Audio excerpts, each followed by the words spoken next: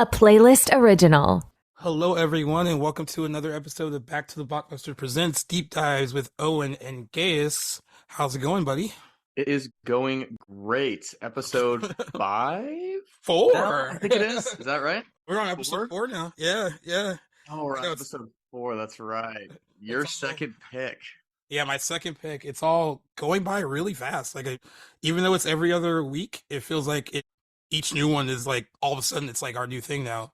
Like even with the I gap, know. which is Yeah, I it's know, but it's been good. I mean, I feel like we've chosen some good movies. So, yeah, and we got a chance to watch this one yesterday. So, yeah. We we actually watched it together. yeah. For one person that had the question, how often do you guys watch movies together? And we both said probably not as often as we should. We actually did watch this one together yesterday, so we'll try to make that more of a habit in the future because it actually was interesting to watch it together. And because you were like, I didn't really research what it was. I'm just gonna watch it like blind, basically. And so Yeah. that was yeah. So that was interesting to kind of watch yesterday because again, when it's a movie that you like, I always do that, like kind of like in my mind, like I wonder if he likes it. I hope it's good. Yeah. Yeah. So The awkward sort of like glance to the side yeah, for a certain yeah, scene. yeah. It's like, is he totally getting it? But yeah, it's fun. It's so Yeah. funny too because like when we were recording the regular show today, Jackson was like, "Oh yeah, like what movies you pick?" But since that show drops like before this one, and we like try to keep it a secret until You like couldn't say the it. Friday, I was like, "Oh, I Yeah. can't." I was like, "We gotta start talking about this before we record because like you're never gonna know. Like Yeah. every other week, you're gonna be like, well, fuck, what did you guys do?" I'll tell you offline. Yeah. So the interesting thing though, like everyone thought that killing them softly because like I guess I mentioned like Richard Jenkins and Brad Pitt in like one of the hints. They all thought it was gonna be Burn After Reading. Like a lot of people guessed Hmm. that instead of killing them softly. Oh, yeah. Yeah. Which I guess was Yeah. a pretty good guess. But then we also got like a lot of good feedback Which from we that talked about episode. too at the end of the last episode as well. Yeah, we did. Yeah, because that was like one of the we were like talking about that's one of the movies that we've been in together. We got a lot of good feedback on that episode though. It was, I'm recording with Antonio after this, but he sent a message saying that like that was his favorite one of the ones that we've done so far, and he like really likes the format. And a lot of people are just saying that they like that we were kind of picking not huge movies so far. Kind of want Yeah. to keep that momentum going a bit. Like I'm almost afraid to pick something like too mainstream at this point because I feel like people. Mainstream.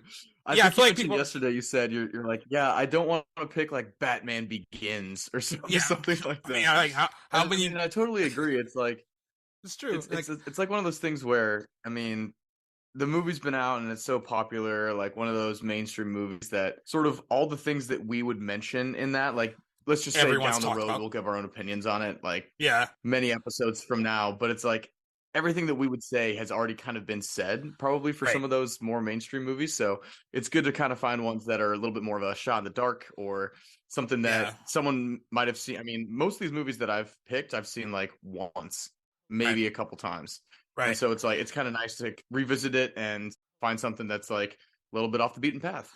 Yeah, and then for I guess for my two, it's been like I mean, of course I've seen them before, but they've been like years since I've like watched them, and Yeah. that's why it's been like this has been fun to do because it's like either I'm discovering something new, like with the last one hadn't seen that movie, or I'm revisiting Hmm. something I haven't like seen in like a really long time. So that's also really fun and kind of being like this is why I love this movie. I forgot like what it felt like to like see it for the first time and like kind of discover it again and see how it's aged, that kind of stuff depending on like when the Yeah. movie came out. So it's been good. I'm glad that everyone's like really liking the format. They actually a lot of people were kind of like, well, can't this be like a weekly show? And and that's very nice of you guys to say. And that I I very appreciate it, guys. I very appreciate it. appreciate it, but we're both very busy. And I mean, especially like Owen has like a life outside of this that doesn't involve working in this. So like it's a lot easier for me to do this because like I'm already working from home and already in it. Like the whole every other week thing just Yeah. works better for him, but in the end it works better for both of us. Because I don't know if I could do like 2 shows a week. That would be really hard. Yeah. But I love the enthusiasm. So keep Unfortunately, it up. I did not shoot. Yeah, unfortunately, unlike Gaius, I did not early on in my adolescence decide to go to film school. So Yeah. I chose a different route, and so it's definitely not. Definitely Yeah, different. it's not my full-time gig. So it's like, but at the same time, I mean, twice twice a month has been absolutely fantastic. And I mean, I was just talking with Gaius a little bit either I think it was last week or the week before, how I'd love to jump back onto the regular show too. And Jackson was like, "Hey, am I ever gonna get to kind of do an episode with Owen?" And I was like, "You know what? I'm ready for it. I'm ready to kind of chop it up as the trio." Yeah, definitely. And like, and he's actually been really like, we recorded today, and like, it's cool to have someone he's like fucking taking notes and he cares about what we're talking about, and like Yeah. he's invested in it, and like, and he has like such good energy and he's not nervous. And I guess the biggest compliment I've gotten about that is I've been told that it doesn't seem like I just met the guy virtually like a month ago. So like, Yeah. it feels like we've been friends. So like, that's a good compliment. And yeah, eventually That's a we huge will. compliment. Yeah, eventually we will be on the show together. Like we're at 73 episodes of like the main show, and like I think like when we get to 100, that'll be a good one for all three of us to be on, and that'll probably happen sooner than I think it will, because we're doubling up a lot with like anniversary episodes and Yeah. theme episodes that we're planning. So it'll happen sooner rather than later. But yeah, he really wants to get on with you because Sooner than he might. 23 weeks. Yeah, yeah, there we go. Yeah, he wants to get on with you too because he said he was listening to episodes that we've had like in the past to like kind of see what the format was like before he joined, and then he really likes this show too. And like he was like, if we Mhm. ever like deep dive something and can have time to watch it, he would love to get on one of these two down the road as well. 100%. So yeah, it'll be fun. Well, I know besides what we watched last night together, what have you watched anything of significance since the last time recorded the week before last? Well, I mean, you kind of walked in on me watching Cabin in the Woods for the first time Oh, that's when right. you I forgot came about over that. last night. So that was, Yeah, yeah. So it was kind of, I mean, I kind of knew the ending already. I mean, it's been out for ages at this point, and yeah, so, but I finally got a chance to like sit down and actually watch it and be invested in it. And I mean, it's fantastic. It's just absolutely ridiculous, but also just kind of takes every single trope of a horror movie and just shoves it into one sort of either couldn't really tell if it was a big middle finger or more of a we love horror movies, this is why we're doing it. I So it think it's was more kind of more the like latter. I I think don't it's know. more the latter. I felt like it was kind of a little bit of both. Both. Yeah, Yeah, it could be poking fun yeah, at it but it too. was Yeah, also kind of like yeah, I don't know, a little. When they were poking fun at all the other countries, that was when I was kind of they were just like, yeah, you know, the yeah, U.S. is the best horror movies, yeah. like by far, kind of thing. So I thought that was good. And obviously, Chris Hemsworth does a great job, and Sigourney Weaver was a big surprise for me at the end, Yeah. and just getting axed in the head, which I didn't expect. So, but yeah, that's been good. And besides that, I honestly haven't really been super diving into anything. It was really nice this weekend, so I got a chance to get some Watch vitamin some D and stuff. be outside. Nice. Well, yeah, that's good too. Yeah, I know you've been going like on walks and everything, and uh, you know, much more important than just sitting around and watching movies all day. But I'm glad that you got in Cabin in the Woods, and because I feel like that was such a random one for you to put on. Like, I remember when I walked in, I was like, It's "What so made you random. what made you put this on?" And you're like, "I don't know. I finally wanted to watch it." It's good though, and like, Yeah. what's interesting too is that that movie benefited a lot from it got delayed a few times, and not because it's bad, because it Hmm. got good reviews and everything, but by the time it was getting ready to come out, like Chris Hemsworth was already the Thor thing had already happened, so they were able to kind of piggyback off of that a little bit. So like when he was cast, he was like a virtual like no one here at all. But by the Yeah. time the movie came out, Thor happened, and then that happened, so it was like a good back to back thing for him when Cabin in the Yeah. Woods finally Definitely. came out. And actually, it made decent money. And like usually when movies are delayed is because something's wrong. But with this one, it wasn't like, it was just a matter of like, when can we release it? I think it was also hard to promote it. Because like I said, when I first heard about it, I thought it was going to be like Yeah. a slasher movie in the woods. And I was all for that, Of it course. being that. Of But then course. when I watched it, I remember being like, oh, well, it's different, but it's good different. And I was, yeah, Yeah. I mean, you can't no really comment market it without giving it away. away Yeah, unless you want to like. Yeah. I mean, like you got to kind of not give any hints if you want to have a specific way that it's turning out. So it's right. like at the end of the day, they were probably hoping that most people went in just like you did. Yeah. I'll throw it. I mean, I gave away some of my watches on the last show, but you weren't on that, so I'll just rapid fire them really quick. I started watching Hmm. Wolfpack on Paramount Plus because Sarah Michelle Gellar's the star of it, so it's Buffy adjacent, Nice. so I have to watch it. Have to. Uh, I have to. I was talking to Jackson about it. I was like, I think some of my friends think if it was really bad, I still wouldn't be able to admit that it was bad. but it's actually pretty decent so far. It's a slow burn for sure though. And like she already said in an interview with her character that you're not gonna really find out what's going on with her until like halfway through. So I'm trying to get to at least, that point. Because you don't cast someone like her unless it's for something bigger than just her playing an arson investigator, right? But yeah, it's like, typical like young adult 100%. young adult supernatural kind of series. Threw me off though, because I know it's on Paramount Plus and I know it's not network TV. I kind of forgot, but they were like throwing around like F-bombs and like crazy on the show. I was like, I kind of forgot that it was a streaming platform, and it's really gory, like insanely gory. Nice. But yeah, it's about werewolves, and you're not gonna watch it. I know you're not gonna watch it, but I'm enjoying it so far. Hey, honestly, a good violent action scene will get me hooked, and if there's some good ones, then I mean, just from the way you're describing it, it sounds like I mean, the slow burn, not always my favorite. I mean, I think we've talked about it before, where if I have to wait 3 or 4 episodes for me to be invested, then I'm signing up for something else. But like, no, I'm not. Day, I mean, it's like if you're hooking me with some like werewolf eating some people in a very different way than it's kind of been done already, or like just very well shot, then hey, sign me up. Yeah, and like the guy who created it, everyone thought it was a spinoff of this show, but it's not. But the guy who created it also created Teen Wolf, which was on MTV for like 6 seasons. And I was gonna guess Teen Wolf like immediately. Yeah, and like when this got announced, it got announced with the Teen Wolf like sequel movie, so everyone was like, "Oh, it's a spinoff," and he had to like explain later, like, "Oh, no, it's not. It's like its own thing. It's not a spinoff of Teen Wolf." So you don't have to like watch 6 seasons in a movie to like understand what's going on. It's it's its own. That's good, at least. Its own beast. And then I watched In Bruges because we're doing that 15th anniversary this week with Jackson. I hadn't watched that in forever. Best thing I think Colin Farrell's ever done as an actor. I mean, he's a really good actor, but I forgot how good he is in that movie. And he's really funny, but then also has like really solid, like dramatic moments in it too that are really good. And Irish accents are hilarious, so it's hard not to laugh. Yeah, it's the best. while watching the movie, and it's also honestly, really fucking that violent movie too. is, but that one is still on my list, and I haven't seen it, and that's why I still haven't watched Banshees of Inisherin, because I know it's sort of kind of tied to the same same thing. director. So it's like but also like kind of, aren't they somewhat similar characters? From a little bit, a little bit.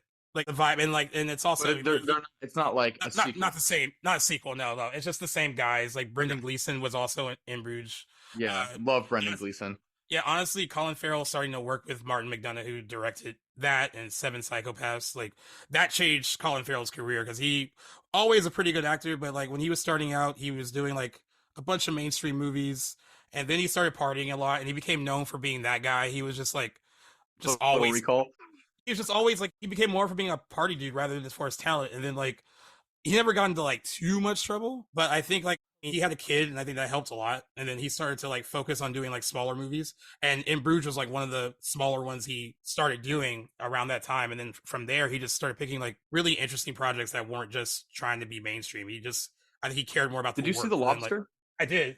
I like it. I thought that one was very strange. Like, I mean, obviously absolutely strange and ridiculous, but I enjoyed that. I thought he did well on that one, playing a sort of like kind of on the spectrum kind of guy.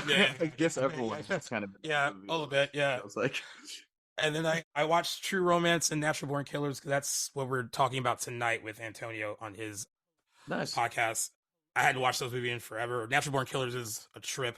True Romance is great. It's written by Quentin Tarantino. It's like, I think one of the first things he got produced. He didn't direct it, but he wrote it. But his signature is like all over that movie. It's just really good dialogue. Nice. Both very violent movies, though. I mean, I think that's kind of the topic for tonight. You got QT, Quentin Tarantino. It's going to be violent. Yeah. And then I also watched Shotgun Wedding, and it was not bad. Oh. I just remember when that trailer came on, when we were like at the bar and like during the football game. We were at North End. You were at North End, and it came on TV. And I was like, you were like, "Oh, that movie looks," and I was gonna say like good, and you were like terrible, and you looked at me like you were gonna say good, weren't you? And I was like, it looks all right. Well, I think we both kind of did like a but you were like and I was that looks so cheesy and so bad. And you're like, I would definitely go see that. I mean, it's on Prime Video, guys, so you don't have to like pay for it. If you have Prime Video, you can watch it. it's a typical Jennifer J-Lo. Lopez romantic comedy. I mean, it was a fun 90-minute diversion. And Jennifer Coolidge isn't Yeah. in it a ton, but she's in it enough, and she's really funny because, Jennifer Coolidge is having like a moment with like White Lotus and like everything that she's doing right now. So she's a welcome Yeah. presence. Yeah, I mean, you're not going to watch it either, but if you need to kill 90 minutes and don't want to like hurt your Hey, brain, that's a maybe good one one. day. It's a good one to watch. Maybe one day. Maybe one day. All right, but now we can get to what we both watched yesterday. This was my pick, finally, I guess. I was going back and forth between two Finally. movies. Finally, I know, like when it's your pick, I'm like, I can't wait till it's mine. I know. I was going back and forth between two movies. I will really use that other one eventually, but I ended up picking Better Luck Tomorrow, which was released in the US on April 11th, 2003. It's directed by Justin Lin, and it's a film about Asian American overachievers who become bored with their lives and enter a world of petty crime and material excess. Most of the cast hadn't been in anything except for John Cho, but like it introduced people to Parry Shen, Jason Tobin, Kang, who we'll talk about later, Roger Fan, and of course John Cho. And then I also introduced us to Karin Anna Cheung, who plays Stephanie. When this movie came out in 2003, it was a big like film festival hit. It debuted at the Sundance Film Festival, made for only $250,000. And there's a lot of backstory about how hard it was to get funding for the movie and how hard he worked to get this made. Some of the actors even didn't get paid; they were just willing to work because they believed in the project. But this was the first time watch for you. Oh, I also want to point out too, it's loosely based on the murder of Stuart Tay, the teenager from Orange County, California. He was killed by four Sunny Hills High School honor students on December 31st, 1992. So it's loosely based on that. Yeah, first time watch for you. I like to kind of get your little like Cliff Notes first take on it after you were done watching it, and then we can kind of get into when I discovered it and carried on from there. Yeah, definitely. So, I mean, I had never heard of this movie, and it was funny because literally, like the second it started, within the first 5 minutes or so, I turned to Gaius and I said, "Wow, this is your second coming of age story that you've chosen in a row." Whereas I chose and also I chose two movies from like 2012 and 13. It And might have Gaius been chose two 02 and movies from 03. like 2002 and 2001 or 03, yeah. And Yeah. so like just kind of shows like a little bit of the difference there, which I thought was super interesting. But honestly, I really, really enjoyed the movie. I thought that just the way that it was shot was, I mean, when you say that it was made for 250 grand, I can kind of see that. There was a lot of, I mean, definitely not some camera operators who have been in the business for a decade or so. Right. But at the same time, like there's just some very, very, very good scenes that show like sort of this dichotomy of wanting to live the life and feeling that you're living the life, but then realizing that you're actually in it. But are you really? They're just separated by like some serious like sort of like everything becomes real for them, and they kind of get this high and these endorphin rushes and these adrenaline rushes off of everything that they're doing. But then I'll kind of get into like the favorite scene a little bit later, but it's like then reality kind of sets in, and does it take it too far, and can you really get out of it once you've already stepped into it? And the biggest thing that I kind of got from it though, like at the end of the movie, the main character, he literally gets everything that he wants, which is really crazy to really think about. Obviously there's a lot of repercussions that they don't show later on once the movie ends. Yeah, but I mean, the thing it cost him is probably mental like trauma probably for the rest of his life. But but I really think that like just the way that the story was told about like how these honor students and these kids who were Asian American, and there's such high expectations expected of them, and they're doing it. But like, do they enjoy it? Are they really happy? Are they doing it because they're expected to, or because they want to? And like getting into a good college is sort of basically the achievement, but it's like, what do you really want to be? And like even when he gets asked his major, he's like, "Oh yeah, I'm bio." But like, Yeah. what are you gonna be What, when after what are that? you going to Like, do I with guess you're it? gonna Yeah. go pre-med, be a doctor. Like that's probably the thing you're gonna have to look for. But it's like, do you really find enjoyment in that? Yeah. And then it kind of, I was telling you about this too. Like in a lot of these coming of age stories, you really get a good picture of the families behind these kids and sort of what their expectations of the kids are, and like how they're interacting with the kids doing what they're doing during their free time. But it's like, Right. we didn't meet a single parent. We didn't Yeah. see a single shot of, hey, where are you going tonight, or anything like that. But like, they're in clubs, they're part of the decathlon, they're part of like study groups, they're doing all Yeah. these things. And so like being out until 2 a.m. studying, quote unquote, is normal. And so like they can kind of get away with it if They they're get away smart with it. enough and they get done with their shit on time. So it's Right. like, I don't know, I really thought it was such a very interesting take on like a life that I really hadn't seen before, of just Right. like these incredibly smart, dedicated, very, very successful. I mean, successful for high school, I guess you could say. And Right. like, but also not jock successful. They're academic Yeah. successful. Yeah. It's Yeah, I nerds. just really thought it was a really, really good. But then also, like, you become jock successful and you're the token Asian kid, or you're like, just, you have a Letterman jacket, but it's tennis. It doesn't It's for matter. Like, it's not exactly really a right. big Right. deal. Right. And so I think that like, there's like kind of seeing that side of it is something that personally I've never experienced something like that. Yeah. So it was really good to see it from a specific view, and then obviously all the shenanigans they get into. And we were even talking, I mean, the character that is in every coming of age story is just the goofy wild card. In this case, Who's in this case, it's virtual. Yeah. It's just like, just absolutely insane. And Yeah. I think I had to like, I was wondering, I was like, why are him and Han, Virgil and Han, like still cool after Han beat the shit out of him after Yeah. he was blabbing everything, and then Virgil pulls a gun on him to his head, and I was like, oh wait, they're cousins. Yeah. So it's like, you kind Right. of have to keep it in the family even after you're doing all these crazy Yeah. things. Yeah. I loved it, Before, man. I thought it was great. let's like before like I talk about like how I found it. I do want to ask you too, because you brought up the whole like parental part of it.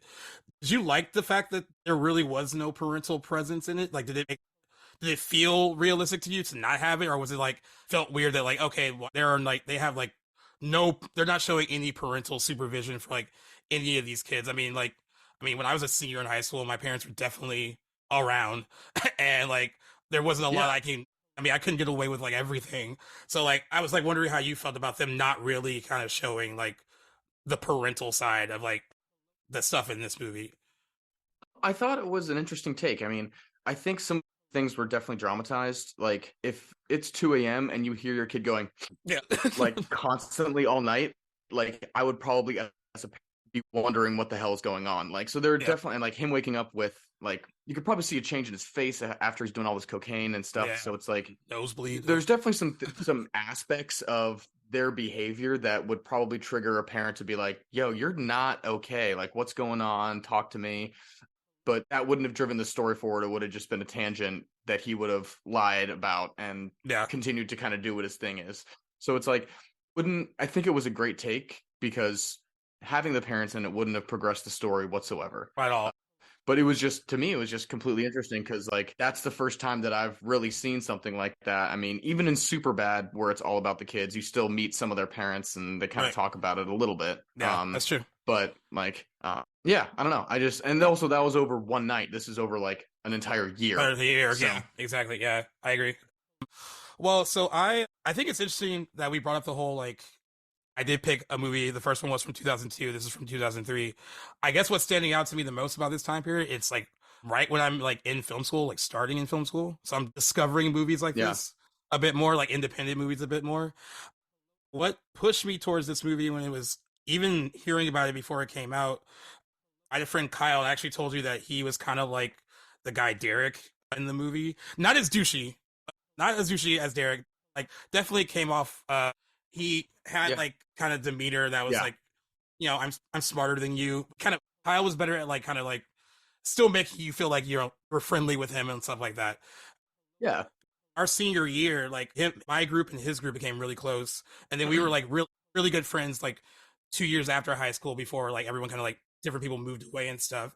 Mhm. And this movie was important for him to see. And this is like the first time I really realized, like, because you hear about representation a lot for like us, like, oh, there are not enough black people in this movie or in this TV show, but you kind of forget that like we're not the only people seeking representation in like film and TV, and it was 100%. real. It was really important for him to see it because he was like he had never seen a full like Asian American cast like in a movie like this. I mean, you have to Yeah. go back to like the Joy Lutka was like in the early '90s, and then you have like stuff like Crouching Tiger, Hidden Dragon that kind of like takes off a bit like overseas and then comes here, and then after this is 2003. You don't get like another big mainstream Asian American movie until Crazy Rich Asians and like whenever that came out Seriously. like that. Yeah, and like so it was 19 years later. yeah, so it's crazy that like I didn't realize how important it was for him to see this. Like it was really like he really wanted to see it. And when we finally did see it together, like I loved it when I first saw it. He really loved it.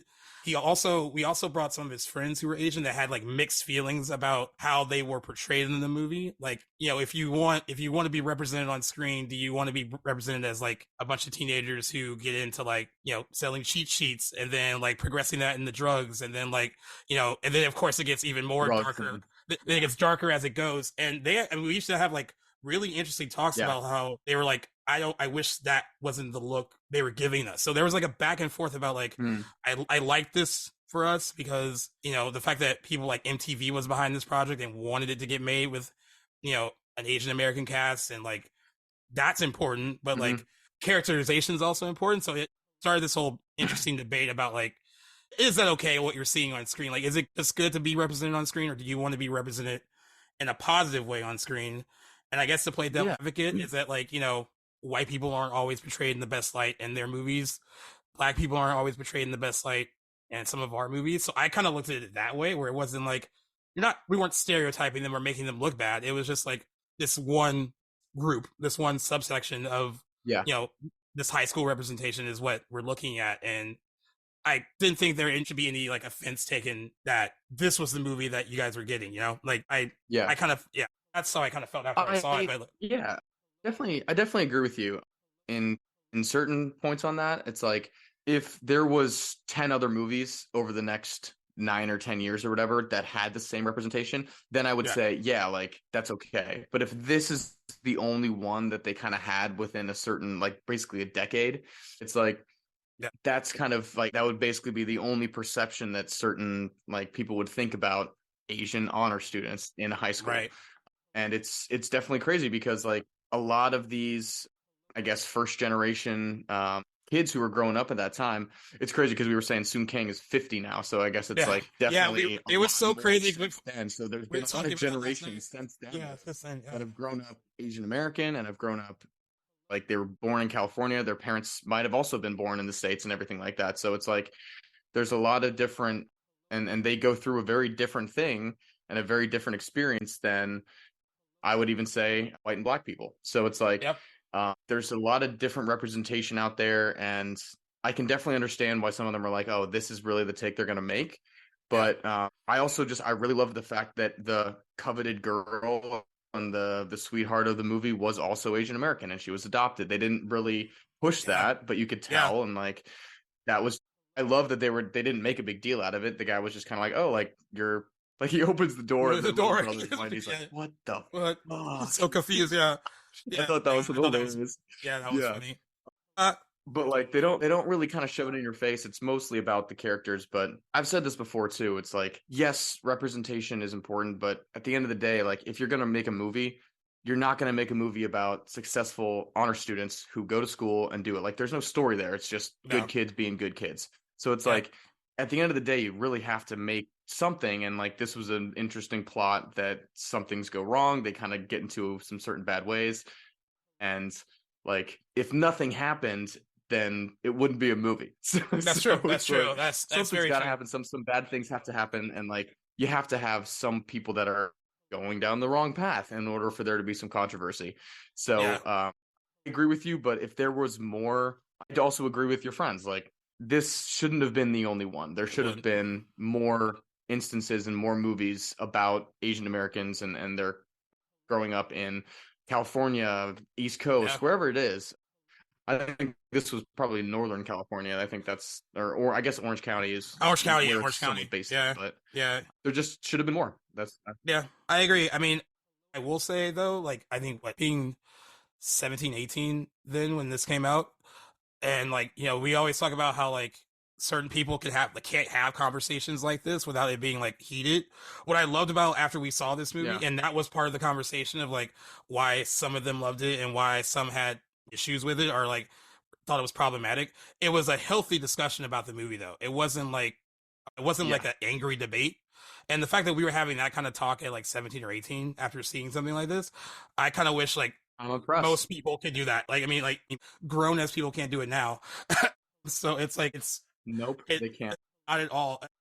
That, I mean, one of the first movies with my friends, I think that really, for me, that I saw with my friends that kind of started those conversations that was more than just like, oh, this is really good. Or like, I like this part. It was like, we were Yeah. talking about it in a much like deeper way. And I was learning a lot too. Like I told you when I was watching the movie, like I wrote for our school paper, but I had to write about like the kids that did like academic decathlon, and like Kyle was one of those people. He did it. I Yeah. got to watch how that whole like speed round that they're doing, the scenes where they're like going back Yeah. and forth the questions. Like they did that. And they actually did have like little parties to like kind of like try to learn things off of index cards and stuff like that. They took it like so seriously, and They also acad- made it fun. yeah, they also made it fun. And then also academics for a lot of Asian American kids ran much deeper than it would for like say you or me. I mean, Mhm. Kyle had a lot of pressure on him from his family as far as like succeeding, like having Yep. to be the best at every, and like I think that's another part of their culture that like is also significant. You kind of see it in here too without even having parents in this. Like you can see the pressure Yeah. that they're kind of putting on themselves to Yep. succeed. I Well, I thought think that a was lot of that too, and one of the hardest things, and I mean, when I first moved to California, I actually went out with a girl who was Vietnamese, and she was first generation. Her parents were straight from Vietnam, and it's like there are a lot of sort of pressures where it's like, hey, we moved here for you. right. The reason that you need to be successful is because we gave up everything in order to give you everything. If you don't Everything. try Yep. hard, then you're basically disrespecting us. And that's Right. such a hard expectation to live up to, especially when a kid is like, hey, I want to be an artist. I want to be in the theater. It's like, well, that's not a successful industry in the Yeah. eyes of some immigrants. And so it's like, that's a really hard thing to do. But I'm really happy to hear that you had those healthy conversations at that time, because there's a lot of time that people just have very selective listening and hearing Yeah. when it comes to sort of debates, when it comes to Tunnel vision, dude. different types of movies and struggles between different minorities and everything like that. So Yeah. to be able to have those kind of conversations at 17 and 18 is truly impressive. And it's one of the reasons that I get along with you so well, is because like we're able to have healthy discussion and have Without it different turning into- different ideas yeah. and different Without it becoming a viewpoints without fight. it turning Or- into finger pointing competition or anything Exactly. like that. So Exactly. but this is also one of the rare ones where it's like, I mean, most of the time it's typically, from the stuff that we've talked about, is typically either something white versus something black or African American. And Right. so this is one where we're kind of both on outsiders on it. So it's definitely not Yeah. something that either of us have experienced. Yeah, and it's interesting too because like you don't think about it sometimes because you hear it so much. Like I'm just because this is the movie podcast. I'm using this as an example. Like when they talked a few years ago about the Oscars being so white, you weren't nominating enough black people for this and that, Mhm. and then that is true. But then like you're thinking about like other nationalities that don't get represented at these things. You don't really get like a lot of Hispanic people getting nominated for like lead actor, lead actress. A lot. It doesn't really happen with Asian American people a lot. I mean, the fact that you see someone like Michelle Yeoh getting nominated for First Asian American. so that's crazy. I mean, so like I'm guilty too of just thinking of it from this perspective of like from like the black perspective, and not in forgetting that like no, there are so many other like people that don't see themselves on screen like ever, or it's rare. And then like the fact that you have to wait like gaps in years before you get like another one, and then it's a novelty. Now it's like, oh, I wonder if it's going to do well. And then when it does well, everyone's so shocked. But it's like the people who made it are like, no, I'm not shocked because we haven't seen this. We haven't seen ourselves in like these kind of situations. Whether it is like a romantic comedy or a drama or like whatever the type of story it is, like everyone wants their own story.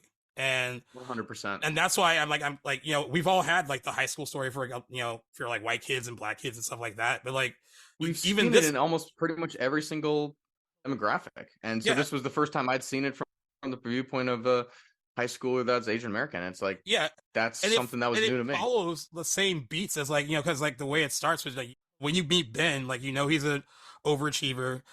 He has a crush on a girl Yeah. who happens to have a boyfriend. This is all stuff that happens in like a lot of teen movies. Every other movie. Yeah. He does play sports, but he's like a bench warmer on the basketball team. And Yeah. like, and then that's how he kind of comes in contact with Derek, as Derek is a senior valedictorian. And besides Derek, and I didn't realize this so much until watching last night, Derek just wanted to use him as an example to like kind of prop up like, oh, this Asian kid on the team is like not getting the play that he deserves. And like, thinks he's writing something very deep, like, to get noticed, but like Yeah.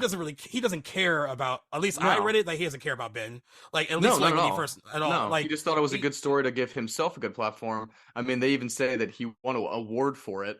yeah, It was mostly for him to kind of, he's like, I'm picking a story that I know is going to get some recognition. yeah, and of course, that interaction leads into the whole like cheat stuff, and that's where their life of crime starts very like small, like within the Yeah. school. But like these things do in movies like this, it always starts like with something small, and then it Slow. escalates. In this case, it escalates into like drugs, and then they start like carrying weapons. Like the fact that they get Ben like a gun for his birthday. Yeah. And like that's the point that they've gotten to now, where they're like, they think they're like little They got to wannabe protect thugs. themselves, or they're trying to intimidating.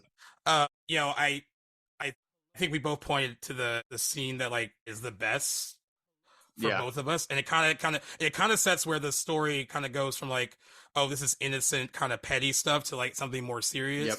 When they go to that party, Yeah. and there's a jocks, and they're white, they're like kind of making fun of them. Yeah. And he makes one of them makes fun of Derek for basically having a Letterman jacket, but for playing like tennis, which like basically trying to insinuate not a real sport, like whatever. And they get into a fight. Or they're saying, hey, like, the math club, like, was the library closed? Is the it was the library closed. Yeah, building, making all these like kind of Asian stereotypical like jokes, and then like they get into a fight, and Derek loses it, and then he pulls a gun out on him, and even though this is a serious moment, I do love when he has the gun out on him, and then Virgil's like jumping up behind him, like kick his ass, like jumping up and down. Just shoot him in the face, shoot him in the face.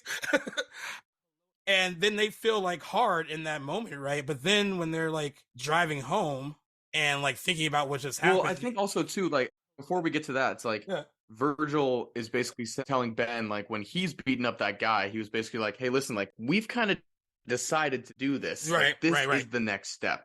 If you don't join in, like you're not really one of us. You gotta kind of because at one point when he's that you're when he's kicking him, he's like, "Come on, Ben, come on!" He's like, "You have to do this." Like, come on. And then Ben like reluctantly does it, but then he does it, and now he's like, "Now this is like the next step of like we're kind of doing now. Like now we're going too far." And like in like when they're driving home, and like Virgil in the movie is the funny one. He's the comic relief, but also the most like tragic one, I think, of the bunch. It's insane. And like his arc, he has this moment in like when they're in the car where he's going back and forth between like laughing about what happened and then like getting emotional about what happened, because on the one hand he like is trying to be hard and it's like in the adrenaline rush, but he's also still in high school and as a kid, and there's a part of him that's scary, right? And then it's juxtaposed to like these real like thugs that like drive up next to them and like pull out their Uzis, and they're like showing them like, like that's when they realize in this moment like they are not like maybe in their school, maybe in this little clique, they are not they're not at all. And I thought that scene was like, I forgot how strong that scene was until like saw it again last night. It really represents like what that movie kind of is. Like, you think you know what you're doing and you think like you're tough until you are like kind of held up against someone who really is. And they kind of all, and like the fact that they all look over at the car, I love that it's not just one of them, that they all do. They all realize like we are not this. So we need to like kind of know our lane. Yeah. And I thought that scene was like really, really strong, and particularly for Jason Tobin, who like is really good at like bouncing back and forth between being like completely goofy, and then you see all this like kind of real stuff within him like throughout the movie, where you can see why he's just so like, he's like the skinny, funny, awkward one, and like Yeah. virgins. I mean, they're all virgins, I guess. I mean, I guess Ben is, and so is Virgil. But like, Yeah. there is like potential for Ben to like, for that to happen sooner, and like Virgil's just kind of like there, the comic relief, and like, sometimes when you have a group of friends and like you're the funny one, like Yeah. it has its own like kind of like messes with your head a little bit. Like, you're not as Yeah. cool I mean, it's as like your friends. Virgil's such an interesting character because like it seems like his backstory, he's always been second best. He's just as smart as Ben, but he's kind of always been the guy that tries a little bit too hard and he laughs it off, but it probably definitely hurts him internally. And Yeah. so when he starts to kind of get into this business, it's like he thinks that he's becoming something that he's either always wanted to be or just doing something that has like is kind of bigger than him. He's like, oh, now I'm a hard, now I'm a gangbanger, now I'm like a thug or whatever it is. You can see that just in the car, it turns from pure adrenaline to shock to sort of like the realization of what he's actually done. But then he's like, oh, I'm going to go to juvie. And then you can kind of see like, is this going to be my life now? Like, what have I done? And then just, I mean, I kind of took it as like, especially for Derek, because Derek is kind of, he's the one driving and he's looking over. It's like anyone can pull a gun on someone. Like anyone, Right. if you like really want, especially in high school, like if you want to pull a gun, yes, in that moment they looked hard. Hard. They had the power in that moment. Yeah. They could have done something bad, but like when they're driving next to those actual gangsters who have probably like committed to that lifestyle and have probably done some actual serious stuff, it's Right. like that sort of moment where they're like, wow, is this the path that we're heading down, or do I want to be like that, or I am not even close to that Right. level of intimidation or whatever it is. But just, I mean, I think Derek's face kind of says it all, where it's like, damn, I did something stupid and Yeah. pretty crazy tonight, but like I also like I just am not on that level of actually killing people and becoming part of gang like as my life. Like I That's still my life. have aspirations to be in college and stuff like that. Like I Yeah. think that they kind of looked at that and they were like, that's not my end game. Right. And like it's interesting too because I feel like that scene could be a turning point. Like they could have easily been like, okay, this is too much for us, we can't do it. But immediately Yeah. following that, when they get back to school, because of what happened at that They're the party, shit. they're the shit. And then I think they No just one's kind gonna of fuck like with them. they get off on that instead of having like, I mean, I Yeah. guess in life we all have like that moment where you're like, this is where I could have like taken a left or right. And like I think that scene is that for them where it's like that's where they could have stopped. And then like, but once they get the kind of admiration, I guess, for being like known for like don't mess with them. Yeah. They Well, it's weird are, because it's like a double reality check. Like in the car, it's like a reality check of the whole world, of like what right, is actually surrounding them and what the whole life is. But then when they get back to school, it's their own sort of bubble reality that they get back right, into, and they're like, "Well, we kind of did this in our own world, and we're still here for what we're known for, but now we just have this notoriety." And so I think they kind of have this, yeah, they just get sucked in, and they're now immediately no one wants to mess with them, and they're still like people. I think they even said at that moment they're like they were turning people away for scams, and that right. gave them that sense of like, oh, hey, we have the power here. Yeah, I agree. And by then, and then eventually that's when they escalate into like the computer parts thing with like the stuff at the computer store, like how they end up stealing, getting money from Dude, that, and which is, I mean, pretty some smart. old computer parts, man. Yeah, And then they steal a vacuum too. They're just the like vacuum. showing Yeah, out some old ass vacuum out of the you, door. you were It's like like, dying. why You were would like, they he just took a steal a vacuum. vacuum too? And then of course Ben develops a pretty heavy cocaine habit. And I spoke on this when we were watching it. I know that stuff was around when I was in high school, but it seemed like they were freely just getting it. And Excessive. and I was like, I mean, the way they had access to it at like 17 or whatever they were, like it just maybe it is realistic. Maybe I just wasn't around like too many people that were like doing that where I that guess would it be made like, more sense because they were kind of dealing drugs, yeah, and also they had a lot of money. So maybe that was the reason that they were able to kind of get it so readily. But yeah, in high school, that was definitely not a thing when yeah, I grew up. like Or at least stuff I the whole wasn't time. around that. Yeah, definitely. Like I was like, that's like at certain points you almost feel like you're watching like something where like they're in college or like in like at least 21, and then you kind of forget like, oh no, they're in high school, like still like this is They're 16, yeah, 17, yeah. yeah. I wanted to ask you because I brought this up a little bit last night. The character of Stephanie is always, and it was still an issue last night where I couldn't quite figure her out. I guess it's, I mean, she had like for those that don't know, she has a boyfriend, same Steve. He goes to John Cho, another John Cho. He goes to another school. who He's not still in. looks Who, exactly yeah, the same. He John Cho looks has not aged he actually at might have all. gotten younger Okay. since this movie came out. And I'm pretty sure he was like deep in his 20s when he made this.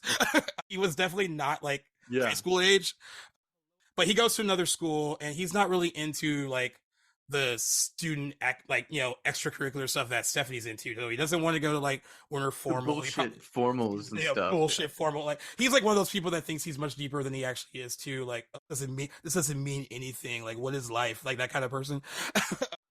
Yeah. But It's all trivial, man. it's all trivial, right? And I struggle with this. Like she knows that Ben has a crush on her. Like so, like I can't tell like how likable I think she is. Like it's just like if it's innocent, she's like, oh, this is my buddy. Like he might have a crush on me, but like he's gonna do me a solid by taking me to Winter Formal. He's helping me with with school stuff. Even though she gets really upset when like he decides to do part of the project for her, and she's like, no, we're lab partners. We're doing this together. And she rips it up. I would have been so mad if I had worked on all that. Gives him her number. Yeah. But she's just a little problem. I don't know if it's because she's not developed enough or what the issue was with the character. I just like, she confuses me. And I was trying to figure out like why, like she kind of does. Because I don't really know exactly what her intentions are. Like, or maybe it's just like, weird. like it's naive. Maybe it's just like a naive thing that she has where she's oblivious to a lot of this stuff. Because I mean, from what I watching it, she wasn't really aware of like all the stuff that Ben was doing. Like she was just kind of like focusing on them being lab partners, and that was, and they, she knew he had like friends and all that stuff, but like it seemed like their stuff was just more them, and like his interactions with her were just solo. I mean, of course, with Steve whenever he would pop in, but like, yeah, I mean, if you could help me understand her a little bit more, because I feel like I like. Yeah, I don't know. I think they were trying to kind of go with this sort of definitely the naivete, or however you say that word. Like she was definitely very naive, and that's why she was dating this guy who didn't treat her well, and he's cheating on her. And I think they kind of wanted to put that into some certain light where it's like, I mean, you can tell that she's not happy as a person. Like when he's over doing their bio homework at her house, you can tell that she's just like not really happy with her life, and she's kind of under the exact same expectations that all these other kids have. And so like I totally understand that, but yeah, it's super weird because I mean she kind of says it at the end where she's like, yeah, the kiss at New Year's, like I knew what I was doing, but it's like there was obviously months of stuff before that. And like I think it's one of those things where she definitely liked him as like probably more than a friend, and she's like, wow, like this guy's really cool. But she probably, I mean, this is all just like hypothetical in my internal thought process, but it's like she probably doesn't know what a healthy relationship looks like, and so to her he probably might just seem like a friend. And so she's never seen someone who can give her more than just like the cool guy with a BMW who picks her up and is like the boyfriend that everyone thinks they want, instead of someone who treats you well or whatever it is. So maybe she just doesn't really know what that looks like. And so that's kind of my thought process of what she was going through. But it also just kind of seems like that makes more sense to me, because like hearing you say it, also, if I'm just being realistic, right? Like she could also, high school kids are fickle and don't really know what they want. And that could just be part of her thought process too. And then I do kind of get the hint that like, she doesn't know what it's like to be really appreciated because her boyfriend doesn't really appreciate it. He like kind of views her more as like a prize than like a, I mean, because he's not interested in any of the things that she's interested in. Ben is, though. They're both very smart. They both have the whole like academic thing going. Like it's not like all the kids are smart, but like they have more, each other in class. They have more in common, and I get the impression that like he's realizing this is how nice something can be when someone really pays attention to you, and that is what Ben is doing with her.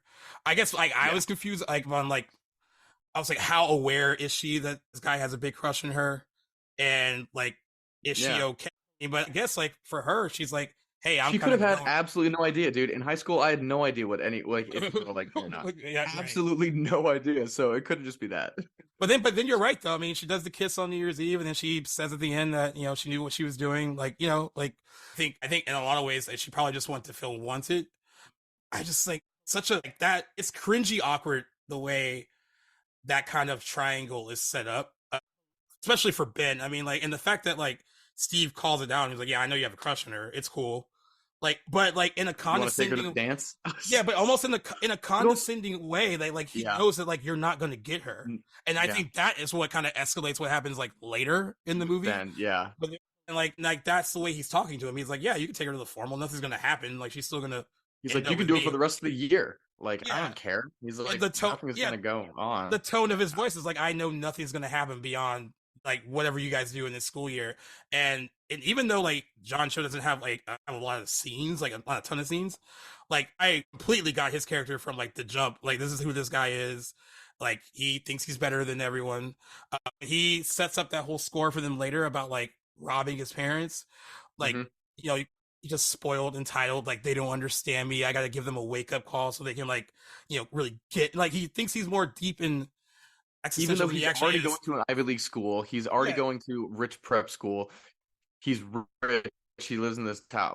Like, yeah, gosh, just yeah, that yeah, expectation. Like he just thinks and he believes that he's better and smarter and has more entitlement than anyone. yeah. And like and that was something too. Like when I first saw it, I didn't really pay attention to those kind of tones in his voice when he's talking to Ben, but I paid attention more to it last night, where it's like, yeah, he completely condescending.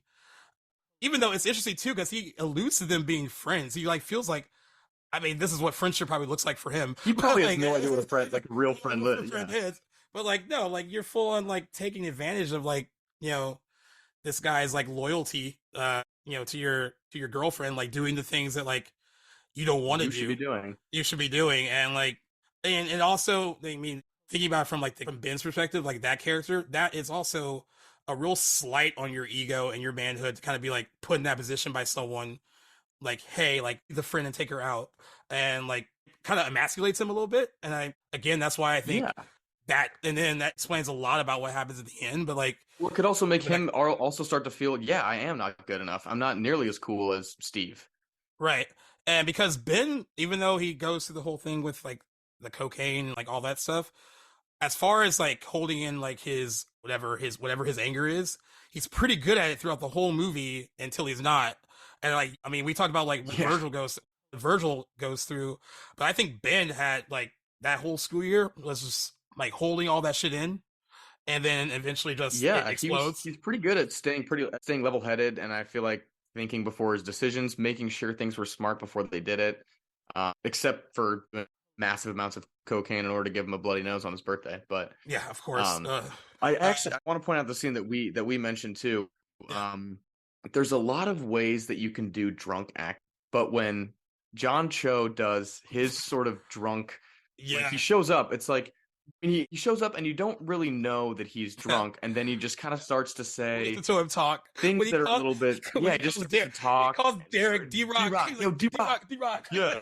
And like he's just kind of being more of a pretentious asshole than normal, and I Right. really thought that was a great choice, because most of the time in a coming of age story, if you see someone who's drunk, it's usually someone who's super sloppy, slurring their Sloppy. words, falling over, and he was just like kind of an asshole and saying things like Yeah. with a little bit less inhibition than he normally would. Right. Definitely treating Stephanie like more of an object, I guess it was. Yeah.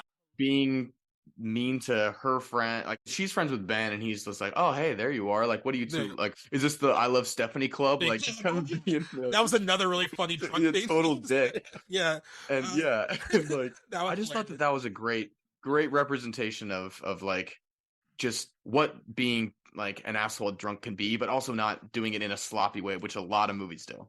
Yeah, we talked about like how drunk acting can be really bad. Like it can come off like really like that's not how people act when they're drunk. But like yeah, I pointed out yesterday that whole like just talking too much, like without Yeah. overplaying it, that was like so perfect, and like it was really came off really well juxtaposed to her because I felt really bad for her. She had her head down while she was talking She to felt him, immediately and awkward. she was like, he gets like this when he's drunk, and like he wasn't listening to her at all. But like Not she at was all. also really present in that scene too. I thought she was really good, like reacting to him Well, yeah, because like completely she embarrassing shows him her. the tattoo, she shows Ben the tattoo, and then he's like, "A new tattoo?" Yeah, Like yeah, it's her first one ever. Like he yeah, doesn't really even care, and she's like, "Oh, I'll show you later." Like, yeah, yeah, just that was just a really well acted scene, but it also was so cringy. yeah, Just when he's, because all these guys fucking hate him so yeah. much, They and all that do. just proves to them that like that is when they're kind of in the middle of their plan. And that Yeah. just literally solidifies where they're like, we're doing this. We're teaching Yeah, him. I think that Ben, and it's just like interpretation of it, I could be wrong. I think Ben's on the fence with him because I think in a lot of ways he Totally. might even like look up to him or like want to be like him. I think Yeah. he's on the fence with him until it becomes clear how he treats Stephanie, really how he treats her. Well, that And walk like, back to like the drink table where he's yeah, staring at Verge, and Eric, Derek, and yeah, it's like they're all looking at him like, "We told you, like yeah, you're in now, right? Like yeah, you're in or out." And he's just kind of walking back. He's like, "Wow, like that dude does deserve to be taught a lesson." this, yeah. And oh, actually, before I get there, because it's interesting because like Ben does try to like quit what they're doing. They don't want to do the drugs thing anymore. He's like, I want out. Yeah, And then like Virgil's like, fuck it, like me and Han will do it. And then of course we find out several scenes later that did starts not work bratting. out. Got Han suspended. I love what he says, like he didn't really care he got suspended. just really pissed at Virgil about it. And then like that scene where he's like beating him up in slow motion and then he like takes the belt out, he's like whipping him. But then like it's interesting because when we get to the scene in Vegas where they like pay for the hooker to like have sex with them, and Yeah. Ben's moment is like a typical like teen movie high school moment, like losing my virginity for the first Hmm. time. But then when Virgil has to go, I mean Derek goes and he has like a typical jock thing, and then Virgil has to go, He's like, and "She was Virgil awesome, right?" yeah, and Virgil gets like dark, and she immediately runs out the room and say, "Your friend pulled a gun on me," and he was like, basically like, "Oh, I thought you wanted to play rough, like whatever." And then she Hmm. immediately leaves, and then like they try to attack Virgil, and then like Virgil now feels like a man because he has a gun, and like when he points the gun at them, it's like, like this is how far they have come now. Like even with each, like you're putting a gun. I mean, I know Han beat up Virgil, and that's his cousin, but like now you're pointing a gun at your cousin. Like you guys are all supposed to be friends too, Yeah. and now you're like kind of turning on each Each other a other. little bit. Yeah, and that's how far down this kind of thing they've kind of gone down on. Yeah. The whole thing with Steve and like, wanting to rob his parents and then them turning on him. I didn't understand where else they thought that was going to go with him not getting hurt, because they seem when Ben comes in and he sees him on the ground, he just gives him that look, and then he just immediately like beats him with the bat. They seem surprised Yeah. by it, but I don't see how else this was gonna go. Like I think they might have been surprised by the bat or how many times he hit him he with the hit him. bat. Like Yeah. they obviously were gonna beat the shit out of him, but it's like I think that I can't remember. Was he holding the bat because he So was he standing he lookout, or did he he was grab saying it as he walked in? I think he grabbed it as he walked in, and then like kind of and like the look of like Because he I heard a think he gunshot and he's like, I "Oh shit." yeah, I heard a gunshot, and then yeah, so that's the thing too. They're like fighting over a gun. Like I was like in my head, like, were you just the plan was just to beat him up and be like, hey, this is your wake up call, like don't fuck with us anymore. Like what Yeah. was? But I guess like again, if you're a teenager and you're involved in this, like you don't really think these things completely through either. And You it's only clear think they of did. the we're gonna beat him up, not the aftermath. Yeah. And I love like that kind of moment of like Steve looks at Ben and Ben looks at Steve, and like all that shit Ben's been holding in the entire movie, he just lets Yeah. out like right there. And I know we kind of because he's not. That's the worst part about this too. He's not completely God, dead that was after he gets so when he gets visceral. when he gets beat with Ugh. the bat, and like it kind of freaks me out too because I forgot that like it has that wide shot and you just see his body like wiggle, and they realize that he's still alive He's not and, dead. Yeah. he's not dead. And I know it's like Justin Lin went to like he went to film school, and that whole like rotating shot is such a film school shot. But I thought it was really cool because It was really well he, done. really well done. Like hearing like basically like what did they put in the rag like to put in his mouth, like whatever was in the garage, And gasoline or something. gasoline. Yeah. And then like he has like he wants Virgil like to hold him basically, and Derek's like trying to talk him through it, like it's okay. And again, you have someone like Virgil who's like, I'm hard. And then the moment that he has to like hold this guy down and basically like, wait for him to die, murder him. he's emotional like fucking wreck. But I thought that whole scene was good. Maybe it didn't need the whole like, I'm a film student rotating shot, but I thought it worked. I think it was really well. I think it was good because it showed like all these different aspects of it. But Yeah. yeah, I didn't expect. I thought Ben was going to be the one to like officially kill Really him, kill him. Yeah. but I did not expect that scene at all. So that was definitely a shock, but also a very good part of the movie that was pretty raw. Right. And then they had to kind of wrap things up. I mean, it's not a long movie, so like having to wrap things up kind of quickly for some of these people, like, and it's kind of how this would affect you if you did do something like this. Mhm. because I think I mean, it's like the movie does open with the phone ringing, and we don't know why it's really ringing until they dig up the grass, and they just see a hand, and like that's all you see at the beginning of the movie. By the time you get to the end, you realize they buried him like in the backyard and like all this Yeah. stuff, like that has affected them in a certain way. And you don't get a lot of scenes to see how it affects all of them, but the fact that just enough about Virgil that the fact that he ends up shooting himself in the head is not a surprise. Yeah. Like it, Yeah. and I thought that scene was really well done too. I thought Sun Kang was really good in that scene where he's like banging on the door to like be let in Yeah. because Really he well like done. because he hears the pop and everything, and you could tell like that's his family. So like this completely changes Yeah. things for him. Ben's completely changed by it because he's ruined his life. I mean, Yeah. you can kind of assume what happens after the credits roll, but like he's ruined his life. Now he's lying to this girl that he likes, Killed who's her like boyfriend. killed her boyfriend, and like she's just like thinking that he just stood her up, and like typical him, and they've kind of set her up through the entire movie that he's that kind of guy that would do something like that. And he has to like look her in the eye and be like and not tell her. But if you were to assume what happens later, I mean, eventually I think it would weigh on him, and he would eventually say something. Turn himself in or whatever it is. And that is what Derek is so worried about by the time the movie's over. And I think I pointed out to you that like last night, like Derek's the only outlier in their group. He's not their friend. Like he just kind of like latched onto them. And you kind of realize, and then Ben kind of realizes that too when he's like, "Well, we gotta get our story straight. Like, what are you gonna say?" And he kind of looks at him like, "Is he gonna talk? Is he gonna talk?" And he's like, "Dude, you don't care about us at all, like whatsoever." And like Derek has no friends either. Like he's all about appearance. Like that whole scene with like the elevator door closes and he's like, "And I'll call you later." I feel like that was like a desperate like, I still need someone to talk. I still need you. Yeah. But yeah, I mean, I thought it was interesting that you said that it does end with Ben seemingly getting everything that he wanted, but like at what cost? Though? At what cost? Yeah. You've lost like so many. Your life is over at that point. I mean, that's a hard thing to hide. But again, we've always talked about movies that like leave things a bit open ended. I mean, pretty ambiguous.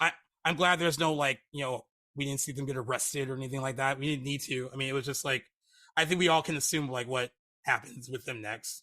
And unfortunately, I mean, especially because movies like this that deal with like high school kids and it starts out like it's all fun and games until it's not. Like I think Alpha Dog does this way as well, where it's like it's fun, and then it's serious. And I guess that's what it would be like for you in that situation if you were like a teenager in your early 20s and you get involved in something like this. It's all a party until like one really awful thing happens.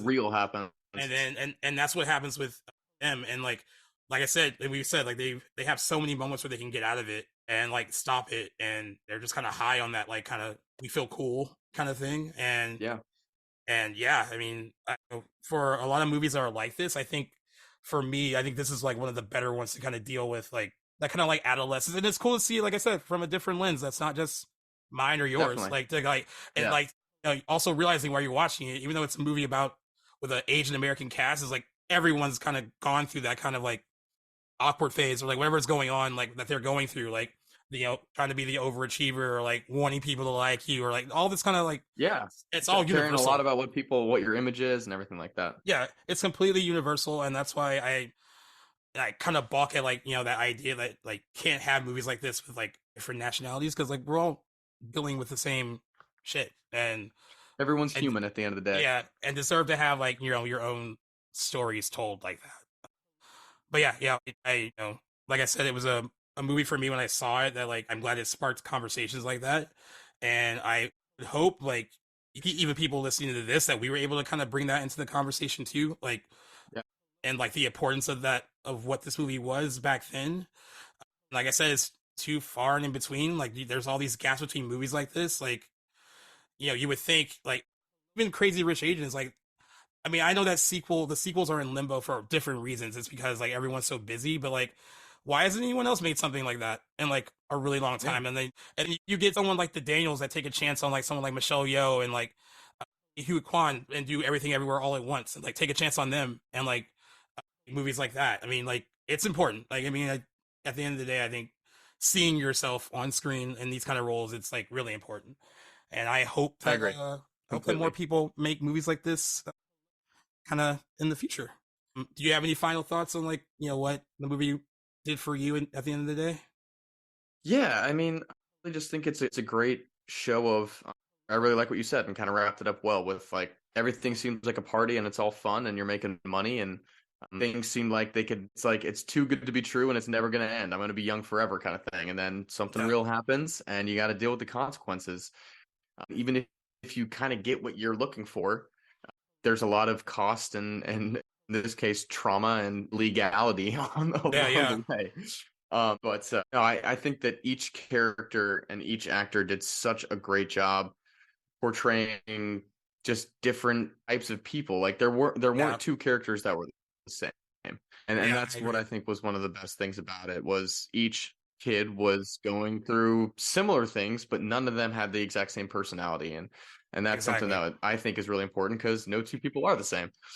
And then speaking on that, I mean, Sung Kang, like he's so cool in this movie. Like he just looks dope and just baller, like Yeah, just the dude. entire I mean, movie. I think And I mentioned how this to many you times too. how many times did we say that? We said it like multiple times when we were watching It's it. like, Like, dude, he's so who cool. exudes that much fucking cool and charisma? I But mean, also, like, I also, and we mentioned this too. It's like when they're digging the grave, he's sitting there by the side well, doing nothing. stop doing When nothing. they're Yeah, like, he's he so literally cool. does nothing. Like, he never helps with anything. He's just always sitting there smoking a cigarette, just like being Yeah, like, yeah, like you guys got this. Like, yeah. he's never part of like I the love it. the cleanup crew or doing all the dirty work. God, Yeah. it's just so badass.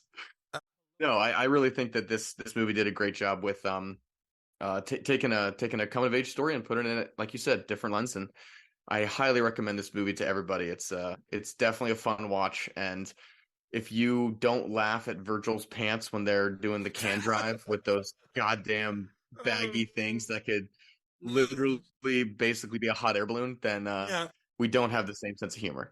Yeah, we don't. Yeah, so yeah, even though there's dark moments in this movie too, I mean, that's something to point out too. This movie is funny. I mean, it is at the end of the day, it is a teen movie, but that has like kind of serious slant towards the end. But like, it is like a coming of age movie, and it has funny It's moments. funny. That being It's one of funny. them. Yeah, that was. I just started bursting out laughing when I saw this Well, that movie. was also just like part of the times. Like, Yeah, God, definitely. All right, well, let's see where some of these people are now, and then we'll throw in some facts and then questions, and we'll wrap it up. I'll start with director Justin Lin. I brought this up yesterday that this movie kind of put him on the map in a big way for as an independent filmmaker. That is kind of a trajectory I thought he was going to take, but he didn't. He did a movie called Annapolis, like right after this, with Jordana Brewster and Tyrese and James Franco, which is kind of funny because Tyrese. his worlds will eventually collide with Jordana Brewster and Tyrese again, because his first real big movie after that was Fast and the Furious Tokyo Drift. At the time, a lot of people thought that movie was not that great because there's no Paul Walker, there's no Vin Diesel till the cameo at the end. But time has been very kind in that movie. A lot of people like now look at it as a pretty good entry of that franchise. It's the last one that's really about street racing before they turned it into like, being international like heist experts. Yeah, But he directed that, and then he wasn't going to do Fast and Furious, which brought the whole cast back together. But one of the things that he wanted to do was like he was like, I shouldn't have killed Han in Tokyo Drift. So he was like, if you can figure out a way to bring him back, I will do Fast and Furious. And he figured out a loophole to bring him back. Just set Fast Furious, Fast Five, Fast Six before Tokyo Drift, and like that's how you can get away with that. But yeah, I mean, he also, this is the also same Han as the yes, movie that we just watched. yeah. So like he has said in interviews that this Han from Better Luck Tomorrow is the same Han from all the Fast and Furious movies, and like in Better Luck Tomorrow, he's a chain Nice. I smoker. could see it too. Yeah, you totally see it. I mean, in Better Luck Tomorrow, he's a chain smoker. By the time we meet him in Tokyo Drift, he just snacks a lot, and he snacks a lot throughout like all the movies that he's in that franchise, and that's because he's trying to kick his smoking habit. That character, he wanted Sun Kang to be in it, and there was for a character called Phoenix, and he was like, dude, like he played this guy Han in my other movie that's like just so cool, and like I'd rather do Yeah. that, and like Sun They're King like, said okay. that. Sun King said that changed his life, like him being like not just Tokyo Drift, but like I'm bringing you along with me for like these other big movies after. Like that really changed the trajectory of his career, and like I know he's mostly only been in those movies, but a multi-billion-dollar franchise, and I'm sure he can live Get that bag. pretty handsomely off of it. But yeah, Justin Lin directed Tokyo Drift.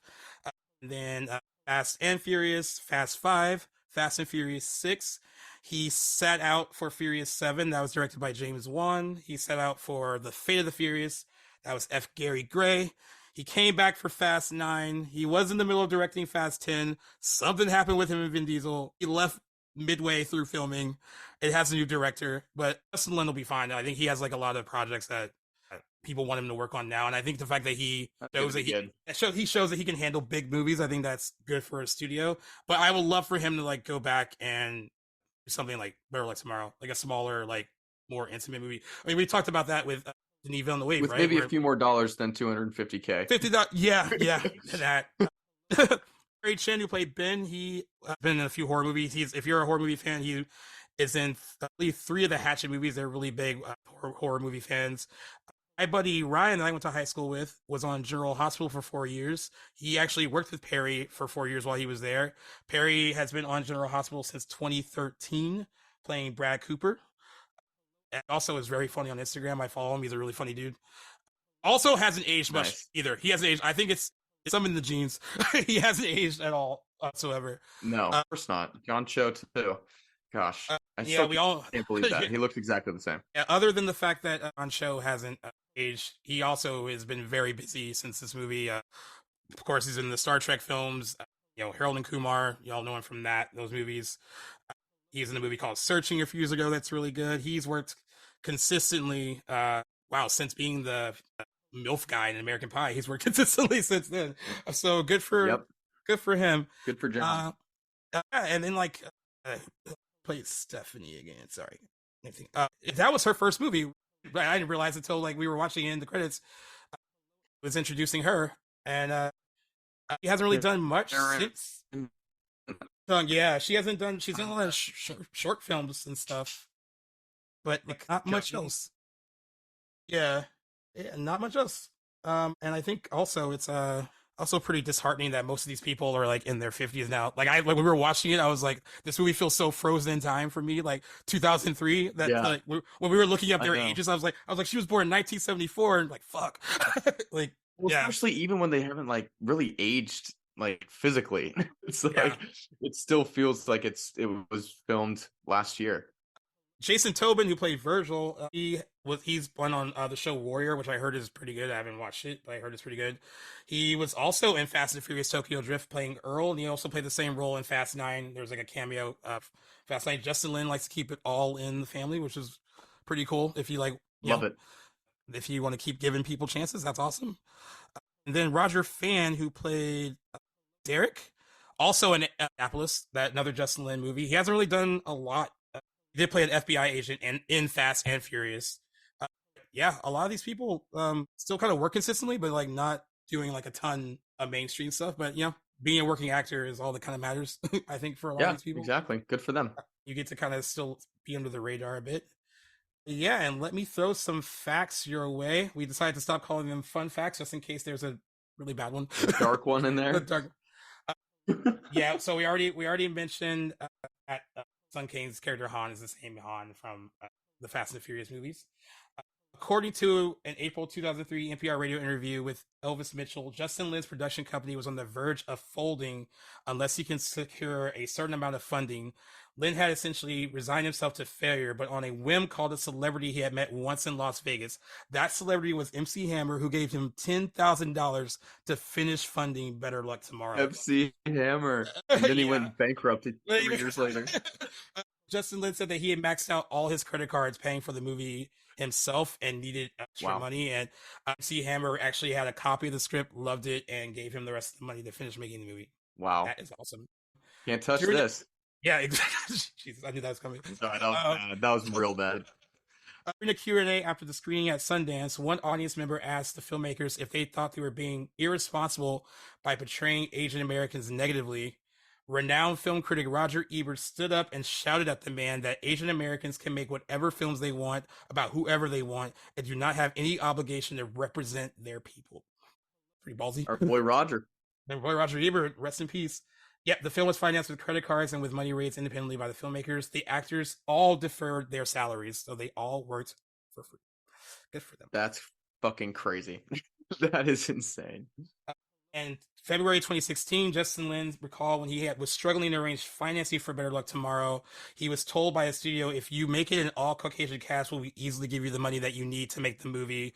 He did not want to do that. He did not want to compromise Wow, himself no way. by doing that. So he stuck to his guns and struggled to get the movie made, but got it made. So that's good. Good. Uh, this is the Hey, first. it would be a very different movie if that was it. I agree. This is the first independent film to be picked up by MTV Films for distribution.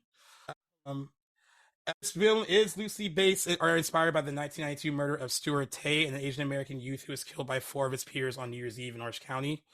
Justin Lin said it is loosely based. Basically, the part of the story towards the end is what he kind of based that story on. Mhm. Of course, I mean, I'm not surprised that it's like based on some kind of true crime thing. And then also a lot of the film's marketing was done by like college students who had a lot of faith in the film, like pointing to Cal State Fullerton and UC Irvine, which has like a huge Asian American presence. They were putting posters for the film all around campus and kind of building up interest amongst like all their peers on campus. This was happening at a lot of colleges around the world at the time when this movie was when it went to Sundance and they were trying to like figure out like how do we promote it. A lot of people really felt like they saw themselves in it and really got the word out on their own that this movie was being made and that it was coming out. A lot of great facts about this. This is that's cool. really cool. Yeah, and on a budget of $250,000, it made $3.8 million. Doesn't seem like a lot, but when you didn't cost that much money to make, and they said it has gone on to have a cult following since its release in 2003.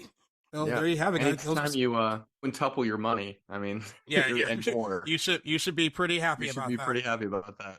Like, don't be upset. Then at the time of release, it has an 81% on Rotten Tomatoes. Roger Ebert, of course, gave it 4 out of 4 stars. A lot of people praised Justin Lin's work, saying this is promising work from Lin, proving himself to be a filmmaker to watch. That is what most people said when the movie came out. And much of the film's success was attributed to grassroots campaigning by young Asian American viewers, particularly of the university age, who promoted the film on school campuses and online. This is when like online marketing became a big thing for independent film, especially. It's really cool. But like kind of have no money to make a movie, and then that's really promoted online. Now that people and studios spend millions on online marketing. Okay. Yeah. All right. I'm pulling up some of the questions.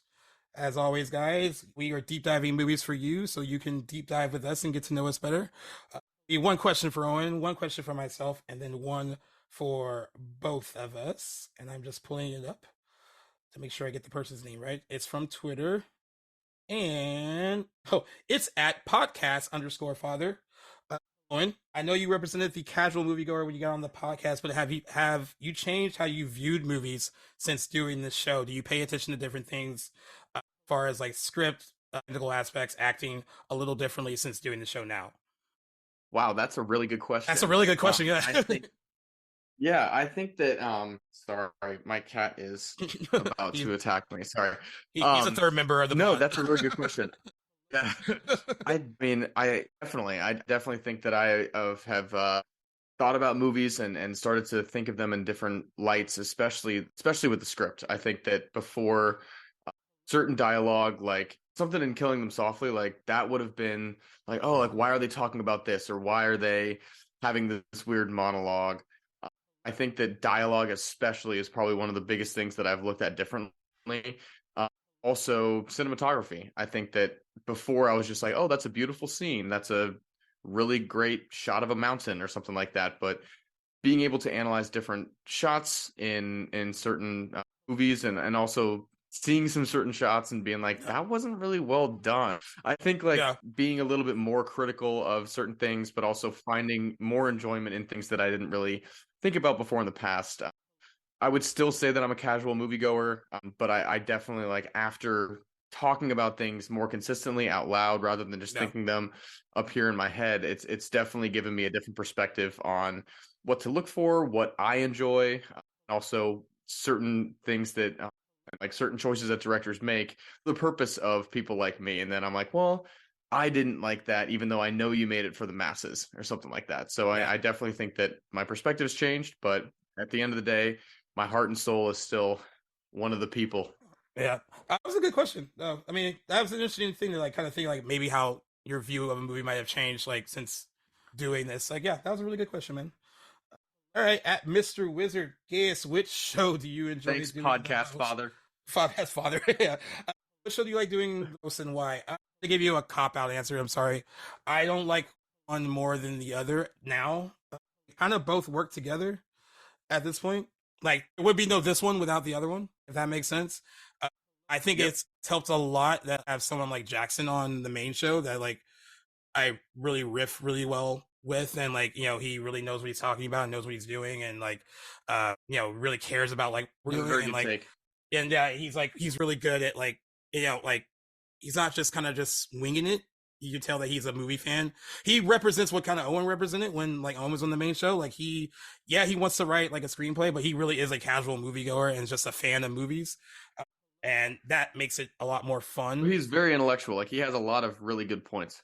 Yeah, he has really amazing points. I like talking industry news though, which is why I like the other show too. Like, it's kind of, I enjoyed that Mm-hmm. because that's part of my work. Uh, I like doing this because, like, honestly, I mean, we've talked about it a lot before, but this is kind of what the show was originally supposed to be, like the main show. Like, we kind Yeah. of thought about it in our heads, and I'm happy to have it though because it's kind of breaks up the monotony of doing the other one. Like, it's like I don't have to just have one type of show. You get to have like two different types of shows, and I feel like I'm giving people like kind of everything they kind of want. Like, they want to hear about what's going on Love it. that's new. That's cool. And if they want to talk, like, listen to us like riff about like whatever the movie is of the day, then that's pretty great too. I enjoy doing both of them, and like, not to like, cue the cheesy violins, but I get to do it with one of my best friends too. So like, that makes this show really good. I think we both really enjoy it. So like that, yeah. I know you probably want me to pick one over the other, but like, honestly, wouldn't really work without the other one. I think like No, this wouldn't 100%. exist. I mean, it's like, you could say this is your favorite when you're on it with me, and you could say the other one's your favorite when you're on it with Jackson. It's like, it's possible to, like, after each recording, each show seems like it's better than the other, but then as soon as you record the next one, you're like, no, this is the reason that I'm doing it. It's like, Yeah, exactly. it's like a back and forth. Yeah. At every rom com, this is for both of you. Oh, I guess it's kind of like the similar. I'll give you a similar answer, but yeah, that's fair because I picked it and it's random. What's your favorite thing about doing this show in particular? I think I kind of touched on it a little bit in the beginning. I guess for me, it's fun to like revisit stuff I haven't seen in a long time, or like get to discover, which is hard. I mean, I know it's like a big running joke, like, and I show him something he hasn't seen, like in regards to me. Yeah. But I mean, you've done it twice already, so I mean, like, so that there's that. Out of But yeah, four picks, we've only one movie both of us have seen. but I'm saying, yeah, and like, you guys asked how it changes how Owen, it had to change how Owen looks at movies. Like, I, for this, look at them a little bit differently, just because I want to like pay attention to like certain things that like even when we were talking about this movie, I said that there were certain things like when I saw it back then that I didn't pay attention to or notice that I noticed watching it last night. So like, idea that there's so many movies that we can either discover or rediscover, that's what makes doing this show in particular fun.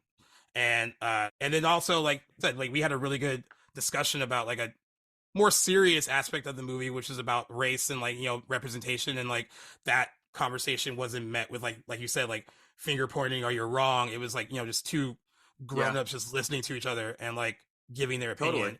So like, that's what I like about it. I like the kind of conversations they can start. I like discovering new things and revisiting new things. So that's why I enjoy doing a show in particular on my end.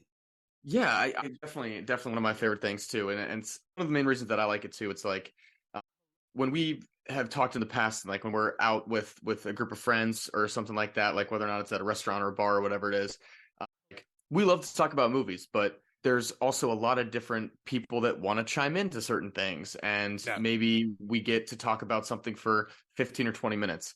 Yeah, it's very rare that I get to have a educated, constructive, and very like deep and also usually fun and funny conversation about one movie for an hour and whatever it is, an hour 15, an hour 30 minutes. Yeah. We promise we're trying to cut it down as best we can. We just have too much fun.